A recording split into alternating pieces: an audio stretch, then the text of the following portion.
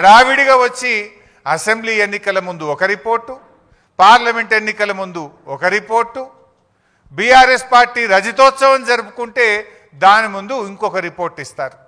అది బీజేపీ నీతి. ఇప్పుడు ఇక స్థానిక సంస్థల ఎన్నికలు వచ్చినాయి, రేపో మాపో లోకల్ బాడీ ఎలక్షన్లు వస్తున్నాయంటే ఇప్పుడు మేడిగడ్డ, సుందిల్ల, అన్నారం మీద కాళేశ్వరం కమిషన్ రిపోర్టును మళ్ళీ బయటపెట్టి రాజకీయ కుట్రలకు ఈరోజు ఈ ప్రభుత్వం పాల్పడతా ఉంది. అంటే ఎంత దుర్మార్గంగా, దానికి మీడియానే సాక్ష్యం. మీరే ఇక పిలుస్తుండ్రు అని రాసిండ్రు కమిషన్ ముందుకు. మీరే రాసిండ్రు కేసీఆర్ గారిని, హరీష్ రావు గారిని పిలవవలసిన అవసరమే లేదు, నివేదిక పూర్తయింది, రేపో మాపో ఇస్తారని మీరే రాసిండ్రు కదా. ఆ తర్వాత మళ్ళీ ఏం జరిగిందో ఏందో తెలియదు కానీ రేవంత్ రెడ్డి పోయి మరి ఏమైనా దండం పెట్టిండో ఏం చేసిండో కానీ రాత్రికి రాత్రే కమిషన్ గడువు పెంచిండ్రు. మళ్ళా రాత్రికి రాత్రే లీకులు. ఏమని? హరీష్ రావు గారిని, కేసీఆర్ గారిని కమిషన్ పిలిచింది, మాకు నోటీస్ రాలే. గమ్మత్ ఏంటంటే మాకు నోటీస్ రాలే, మీడియాలో మాత్రం లీక్ వచ్చింది. ముందు రోజేమో పిలుస్తలేరు, రిపోర్ట్ ఇచ్చిండ్రు అన్నారు. తెల్లారేమో లే రిపోర్టు ఎక్స్టెన్షన్ ఆఫ్ టైం అయింది, కమిషన్కు నోటీస్ ఇచ్చిండ్రు అన్నారు. మాకు నోటీస్ రాలే కానీ మీడియాలో మాత్రం నోటీస్ వచ్చింది. అంటే ఇదంతా ఒక కుట్రతో జరుగుతున్నది అనేది చాలా స్పష్టంగా మనకు అర్థమవుతా ఉంది. అయితే నిన్న ప్రభుత్వం ఏమో ఒక 60 పేజీలతో రిపోర్ట్ రిలీజ్ చేసిండ్రు. ఆ రిపోర్ట్ చూస్తుంటే అవాస్తవాలు, అబద్ధాలు, రాజకీయ దురుద్దేశాలతో కూడినటువంటి ఒక 60 పేజీల రిపోర్ట్ను బయటపెట్టినారు. ఇప్పుడు ఇంతకది పూర్తి రిపోర్టా, కమిషన్లో ఉన్న విషయాలే చెప్పారా, ప్రభుత్వం ఏమన్నా వండి వార్చిందా? ఇప్పుడు పూర్తి రిపోర్ట్ బయటకు వస్తే డెఫినెట్గా బీఆర్ఎస్ పార్టీ ఇంకా గట్టిగా స్పందిస్తాం. అసెంబ్లీలో పెడతామంటున్నారు. అసెంబ్లీలో 650 పేజీల రిపోర్టు పెట్టండి, చీల్చి చెండాడతాం, నిజాలు ప్రజల ముందు పెడతాం, వాస్తవాలను నిగ్గుదిల్చే విధంగా అన్ని విషయాలను కూడా శాసనసభ వేదికగా ఈ ప్రభుత్వాన్ని నిలదీస్తాం. ఎందుకంటే ఇప్పుడు ఆ విషయాలు నిజంగా కమిషన్ రిపోర్ట్లో ఉన్న విషయమా, కమిషన్లో లేనిది ప్రభుత్వం ఏమన్నా కల్పించి కొన్ని చెప్పిందా అనేటువంటిది తేలాల్సినటువంటి అవసరం ఉంది. ఎట్లా ఉందంటే నచ్చిన పేరాలు లీకులు, నచ్చని నాయకులు బాధ్యులు అన్నట్టు ఉంది. ఇప్పుడు 650 పేజీల్లో నచ్చిన పేరాలనే లీకులు చేసిండ్రు, నచ్చని నాయకులను బాధ్యులు చేసినట్టుగా నిన్న ప్రభుత్వం రిలీజ్ చేసిన రిపోర్టు కనబడతా ఉంది.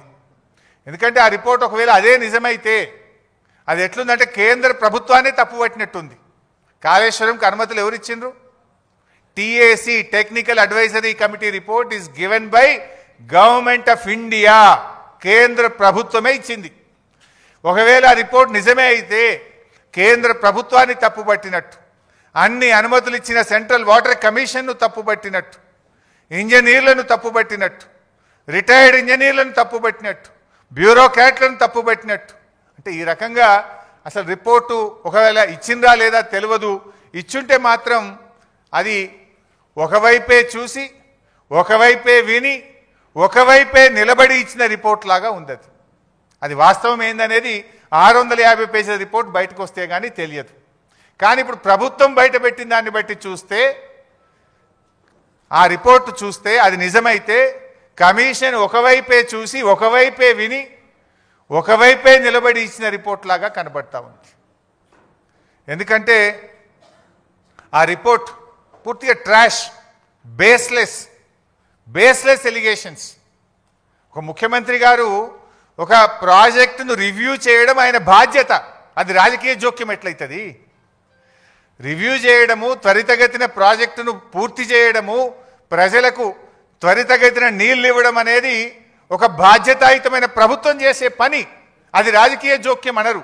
It is the responsibility of the chief minister and the government.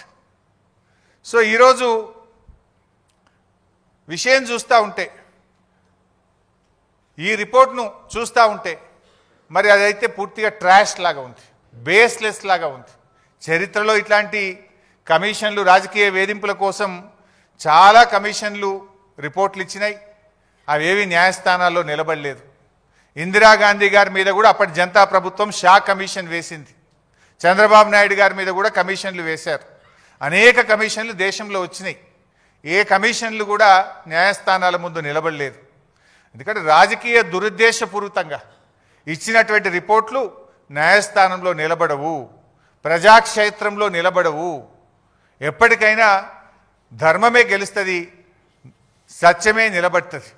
అంతే తప్ప ఈ రాజకీయ దురుద్దేశంతో ఇచ్చేటువంటి రిపోర్ట్లు ఎప్పుడు కూడా నిలబడవు. ముఖ్యంగా రేవంత్ రెడ్డి గారి ప్రభుత్వం మనకు తెలుసు, మీకు తెలియదేముంది? కమిషన్ల పేరిట, కేసుల పేరిట రేవంత్ రెడ్డి గారు రెగ్యులర్గా వరుస ధారావాహికలు ఒకటి తర్వాత ఒకటి, ఎలక్ట్రిసిటీ కమిషన్ అంటాడు, కాళేశ్వరం కమిషన్ అంటాడు, లేకపోతే గొర్రెల స్కామ్ అంటాడు, లేకపోతే ఈ కార్ రేసింగ్ అంటాడు. ఏదో ఒకటి పెట్టి తన వైఫల్యాలను కప్పిపుచ్చుకునే ప్రయత్నం.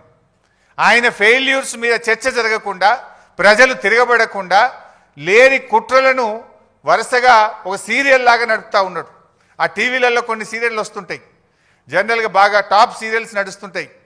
కార్తీక దీపం అనే సీరియల్ వస్తూ ఉంటుంది. కార్తీక దీపం సీరియల్ రాగానే గుడి గంటలు అనే సీరియల్ వస్తుంది.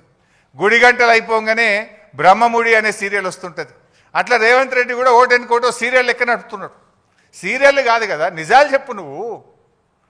ఇవి మొత్తంగా చూస్తే రైతుల ప్రయోజనాలు ఫనంగా పెట్టి కేవలం కేసీఆర్ గారిని వ్యక్తిగతంగా ఆయనను ఇబ్బంది పెట్టాలి, కేసీఆర్ గారిని హింసించాలనేటువంటి ధోరణే తప్ప రైతులకు న్యాయం చేయాలనో ప్రజలకు మేలు చేయాలనేటువంటి చిత్తశుద్ధి ఈ ప్రభుత్వానికి లేకపోయింది. ఎందుకంటే మనం స్పష్టంగా అర్థమవుతుంది, ఇవాళ కాళేశ్వరం ద్వారా నీళ్ళు ఇచ్చే అవకాశం ఉంది. రాష్ట్రంలో వర్షాలు పడక కరువు పరిస్థితులు ఉన్నాయి, పంటలు ఎండిపోతూ ఉన్నాయి. నిన్న మా బీఆర్ఎస్ నాయకులు కన్నెపల్లి పంప్ హౌస్ మోటార్లు ఆన్ చేయండి అని అక్కడికి వెళ్ళారు. మోటార్లు ఆన్ చేసే అవకాశం ఉంది, నీళ్ళు ఇచ్చే అవకాశం ఉన్నా కూడా ఈరోజు కావాలనే రేవంత్ రెడ్డి గారు ఈరోజు నీళ్ళు ఇవ్వకుండా రైతుల్ని ఇబ్బంది పెడుతున్నటువంటి పరిస్థితి ఉంది. మీరు చూస్తే తమ్మిడిహట్టి అని నిన్న చెప్పే ప్రయత్నం చేసిండ్రు. మరి 7 ఏళ్ళు మీరే అధికారంలో ఉన్నారు కదా. 2007 నుంచి 2014 దాకా కాంగ్రెస్ ప్రభుత్వమే అధికారంలో ఉంది కదా. తమ్మిడిహట్టి దగ్గర దమ్మిడి పని కూడా ఎందుకు చేయలేదు? మరి ఇప్పుడు వచ్చి కూడా 2 ఏళ్ళు అవుతుంది, తమ్మిడిహట్టి దగ్గర తట్టెడు మట్టి ఎందుకు ఎత్తలేదు? అసలు తమ్మిడిహట్టి దగ్గర మీరు ఏ బేసిస్లో నిర్ణయించారు? తమ్మిడిహట్టి దగ్గర నీటి లభ్యత లేదు. తమ్మిడిహట్టి దగ్గర వైల్డ్ లైఫ్ చాప్రాల్ అనే వైల్డ్ లైఫ్ ఉంది, శాంచురీ ఉంది. తమ్మిడిహట్టి దగ్గర మహారాష్ట్ర ఒప్పుకోవడం లేదు. మరి ఏ బేసిస్లా? It is a criminal negligence. మీరు ఇవాళ మమ్మల్ని మేడిగడ్డ దగ్గర ఎట్లా పెట్టారు అన్నారు. మేము పెట్టడానికి ఒక బేసిస్ ఉంది, మేము పెట్టడానికి ఒక నివేదిక ఉన్నది. అసలు మీరు తమ్మిడిహట్టి దగ్గర ఎట్లా పెట్టిండ్రు అని నేను అడుగుతా ఉన్నా.